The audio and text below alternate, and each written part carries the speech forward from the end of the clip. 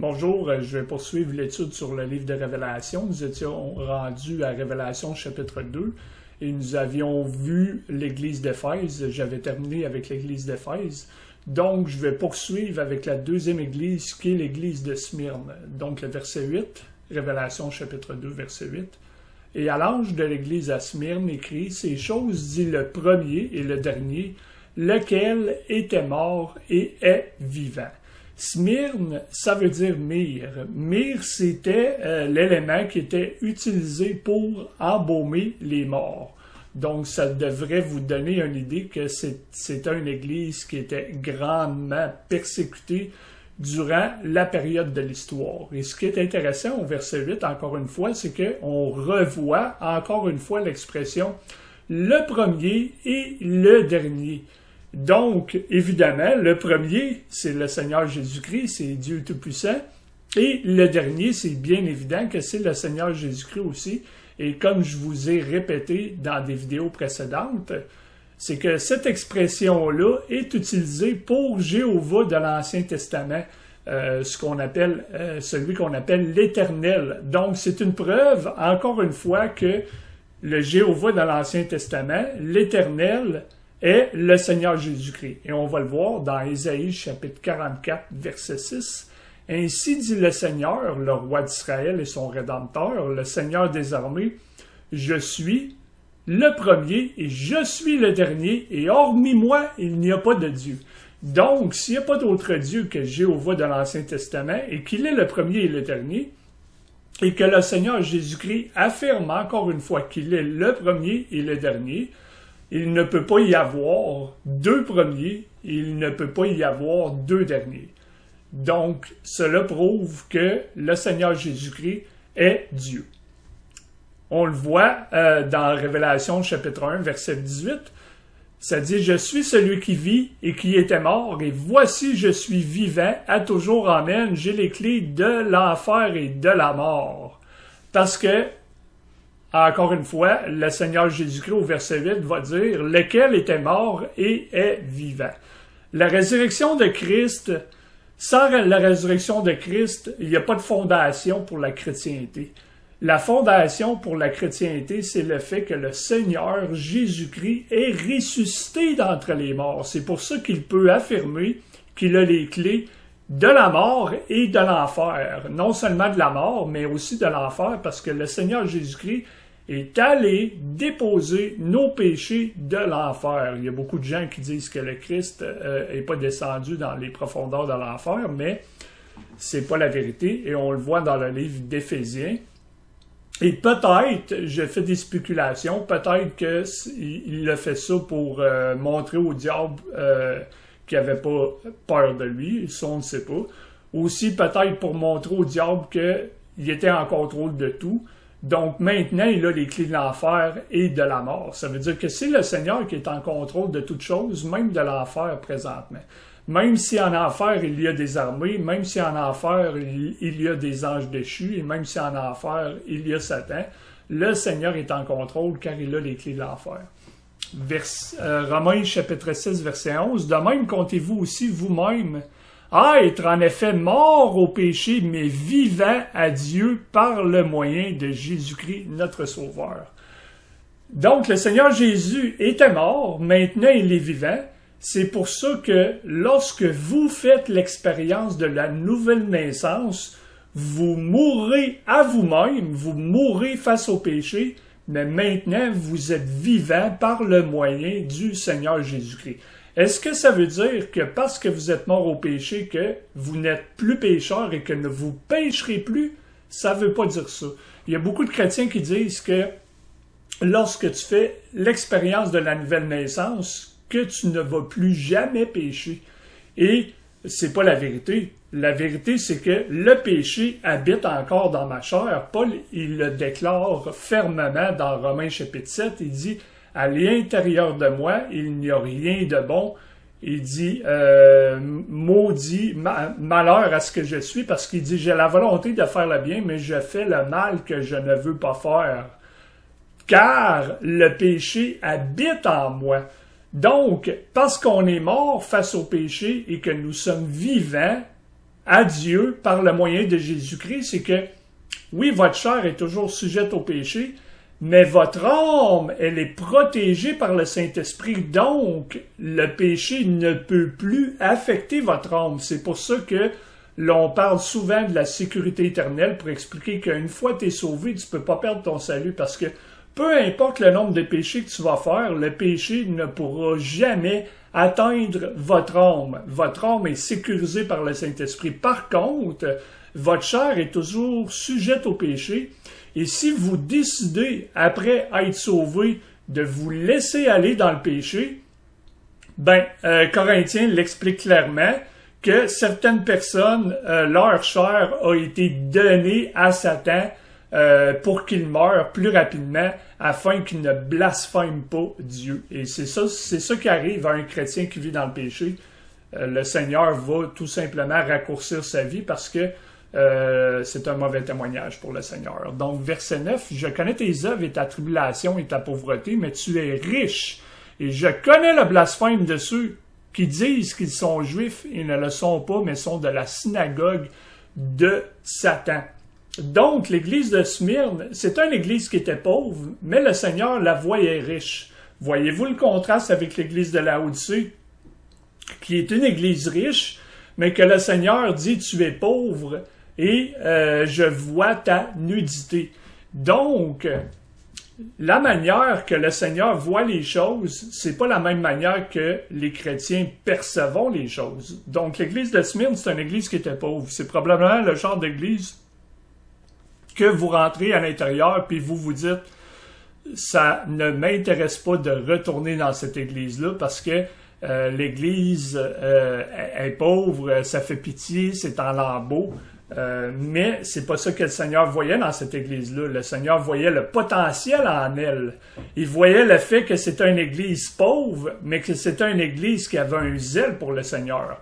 Donc, mieux vaut une église pauvre qui marche avec le Seigneur qu'une église riche, que tous les ministères du monde, mais qui a mis le Seigneur à la porte de son église. Donc, cela dépeint la période où l'église était écrasée sous les pieds de Rome. Parce que, comme je vous disais, la lettre aux 7 églises correspond à cette église au temps de Jean. Cette période de l'histoire de l'Église, donc des 2000 quelques années de la dispensation de la grâce, qui vont être séparées en 7 périodes, et 7 églises qui seront durant la période de ce qu'on appelle la tribulation.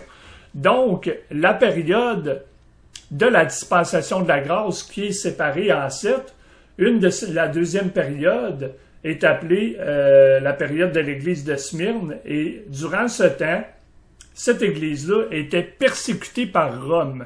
C'est alors, le fait que l'église était persécutée par Rome, c'était alors une odeur qui était agréable au Seigneur, parce que cette église-là était persécutée, mais le Seigneur prenait plaisir au fait que les gens n'avaient pas peur de leurs convictions, n'avaient pas peur de leurs croyances et n'avaient pas peur de mourir pour leur foi.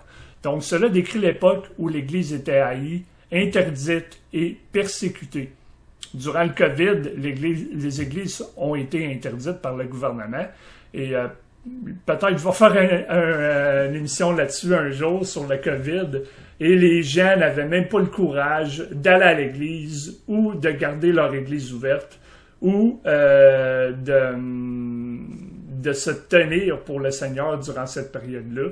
Mais les gens avaient peur du gouvernement et peur d'avoir des amendes pour aller à l'église, mais ça, c'est un autre sujet. Mais comme le fait que je veux expliquer, c'est l'église de Smyrne, c'est une église qui était interdite et persécutée, mais cette église-là n'avait pas peur de mettre un pied pour le Seigneur pour continuer à l'adorer. Au lieu d'adorer dans des magnifiques bâtiments, ils se sont réunis dans des grottes, dans des catacombes et d'autres endroits cachés. Des sentinelles étaient postées pour les avertir de l'approche de leur ennemi. Méprisés par le monde et condamnés comme ennemis de l'Empire à cause de leur foi et de leur loyauté envers le Christ, leur vie était précieuse pour Dieu. Ils étaient riches à ses yeux, ils étaient pauvres en biens de ce monde, mais riches en foi. Voyez le contraste avec l'église de Laodicée. Pas juste ça, mais c'est aussi le fait que cette église-là était allait à contre-courant du gouvernement. Le gouvernement disait, vous pouvez pas avoir d'église, vous pouvez pas garder vos églises ouvertes. Et l'église de Smyrne, elle, déclarait, nous allons obéir à Dieu plutôt qu'aux hommes. Donc, le contexte de Romains chapitre 13, lorsque le Seigneur nous déclare que nous devons de nous soumettre aux autorités, c'est bien évident qu'il faut se soumettre aux autorités lorsque les autorités appliquent le bien. Mais lorsque les autorités vont à l'encontre de la parole de Dieu, nous allons obéir à Dieu plutôt qu'aux hommes.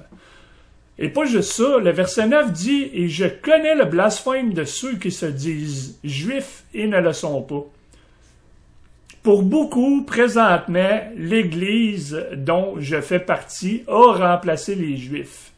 Et c'est pas vrai, c'est plus ou moins vrai. Il y a un gros mouvement présentement qui dit que nous avons remplacé les Juifs. Nous les avons remplacé les Juifs, peut-être temporairement, mais pas d'une façon permanente. Et ce qui est un blasphème pour le Seigneur Jésus-Christ, c'est que je vais vous donner quelques exemples de cela. Si vous prenez l'Église de Mormon a établi un mouvement de prêtres. Donc, ces prêtres-là agissent comme les prêtres dans l'Ancien Testament de la religion juive et ils vont mettre un fardeau sur les gens qui font partie de l'Église de Mormon et pour eux, ils ont remplacé les Juifs. Pas seulement ça, mais c'est la même chose avec les prêtres de l'Église catholique qui vont demander aux croyants de confesser leurs péchés à eux et que pour eux, ils ont remplacé les Juifs.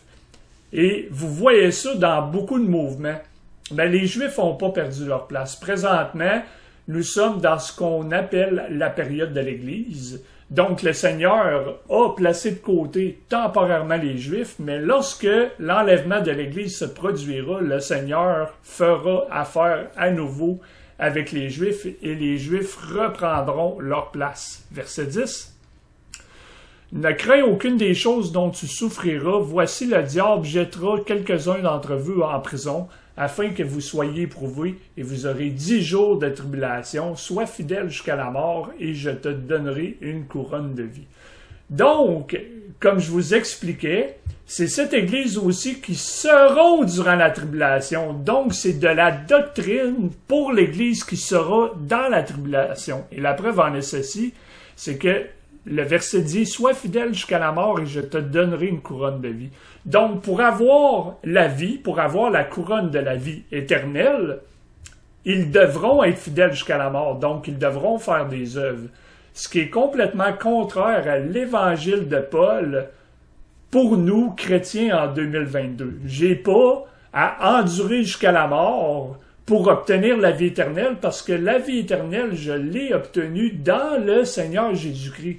Donc, ça prouve tout simplement que le livre de Révélation n'est pas un livre passé, que les événements du livre de Révélation ne sont pas passés, mais futurs. Et il y a beaucoup d'églises qui vont enseigner que les événements du livre de Révélation sont passés. Donc, si c'est le cas, ça veut dire que aujourd'hui, en 2022, nous devons faire des œuvres pour être sauvés, et ce n'est pas la vérité. Mais par contre, durant la période de l'histoire de l'Église, vous allez voir quelque chose d'intéressant. Je vais vous le lire. Ne craignez pas, aura tribulation 10 jours. Okay? Désolé de la manière dont je l'ai écrit. Il est significatif qu'au cours des 2 siècles de persécution romaine de Néron, en 312 après Jésus-Christ, il y avait 10 édits distincts exigeant que les gouverneurs recherchent partout les chrétiens et les mettent à mort. Le dernier édit était sous Dioclétien. Il était le 10e persécuteur. Les premiers chrétiens croyaient qu'il serait le dernier et il l'était. Donc, il y a eu une période dans l'histoire de l'Église qui était la 2e période après la période de l'Église d'Éphèse, qui était la période de l'Église de Smyrne. Et aux environs de 312 après Jésus-Christ, il y a eu un nombre de 10 édits distincts qui recherchaient les chrétiens pour les mettre à mort. Vous pouvez mettre ça en parallèle avec le verset 10. Par contre, durant cette période-là, les chrétiens n'avaient pas à endurer jusqu'à la mort pour avoir la vie éternelle parce que ils avaient cette vie éternelle-là par la foi en Christ. Par contre, durant la tribulation, on sait très bien que c'est le temps de la colère de Dieu et que les chrétiens devront faire des œuvres, donner littéralement leur vie pour avoir la vie éternelle. Donc, vous allez me dire, est-ce qu'un passage peut s'appliquer à deux périodes différentes de l'histoire? Certainement, parce que Hébreux, le livre d'Hébreux nous déclare que la parole de Dieu est comme une épée à double tranchant. Donc, on sait très bien que l'épée, c'est la parole de Dieu. Donc, à double tranchant, ça veut dire que la parole de Dieu peut trancher dans une direction et peut trancher dans une autre direction. Donc, ça veut dire qu'un verset de la Bible peut avoir plus d'une application. Dans Matthieu chapitre 10, verset 28, ça dit « Ne craignez pas ceux qui tuent le corps, mais qui ne sont pas capables de tuer l'âme, mais plutôt craignez celui qui est capable de détruire l'âme et le corps en enfer. » On voit très bien qu'il y a certains versets aussi dans l'évangile de Matthieu qu'on doit prendre d'une manière littérale et que le Seigneur, il les avertissait durant la tribulation, « Craignez pas ceux qui tuent le corps. » Donc, dans l'église de Smyrne, les gens vont avoir peur. Les gens vont avoir peur parce qu'ils doivent être fidèles jusqu'à la mort pour avoir la couronne de vie. Et certaines de ces personnes-là vont probablement revenir en arrière et probablement se renier le Seigneur Jésus-Christ. Et ils font ça pour sauver leur corps. Mais en sauvant leur corps, le Seigneur va dire, t'as voulu sauver ton corps, maintenant ton âme va aller en enfer. C'est pour ça que le Seigneur dit, ne craignez pas ceux qui tuent le corps, mais qui ne sont pas capables de tuer l'âme, mais plutôt craignez celui qui est capable de détruire l'âme et le corps en enfer. Verset 11, que celui qui a une oreille, qu'il entende ce que l'Esprit dit aux églises, celui qui l'emporte ne sera pas blessé par la seconde mort. Encore une fois, on voit l'expression, le mot « emporter ». Le mot « emporter », c'est encore une fois des œuvres. Des œuvres pour ne pas aller en enfer. Donc, c'est une référence qui est clairement pour ceux qui seront durant la période de la tribulation. Ici, vous voyez, j'ai traduit un dessin qui était de l'anglais que j'ai modifié, que j'aime beaucoup. C'est l'église de Smyrne. L'église de Smyrne, c'est une église, premièrement, qui était morte, que les gens voyaient morte, mais elle était vivante. Les gens voyaient cette église-là morte parce que c'était une église qui était pauvre, c'était une église que tu regardais avec tes yeux, probablement comme l'apôtre Paul, et que les gens se disaient, c'est une église qui n'a pas de puissance, qui est pauvre, qui n'a rien, qui est misérable. Comme Paul, imaginez-vous, Paul, il a été fouetté, il a été battu, probablement qu'il y avait des marques partout sur le corps. Donc, les gens, probablement, qui regardaient Paul comme si c'était un vagabond, mais le Seigneur voyait la richesse dans cet homme-là. Donc, même si c'était une église pauvre, aux yeux de Dieu, elle était riche. C'est une église aussi qui savait différencier les choses, et c'est une église qui avait du discernement parce que elle connaissait le blasphème de ceux qui se disent juifs et ne le sont pas. Le Seigneur a dit, ne crains pas ces choses parce que tu vas souffrir, tu vas aller en prison, tu vas éprouver la tribulation. C'est pour ça que le Seigneur voyait cette église-là riche. C'est une église qui avait la possibilité, puis qui aura la possibilité d'avoir la couronne de la vie. Et ceux qui emporteront durant cette église-là, ne feront pas l'expérience de l'enfer. Ils devront être fidèles jusqu'à la mort durant la tribulation pour y arriver tout simplement. Je vais arrêter là pour cette semaine et je vais probablement continuer la semaine prochaine. Soyez bénis.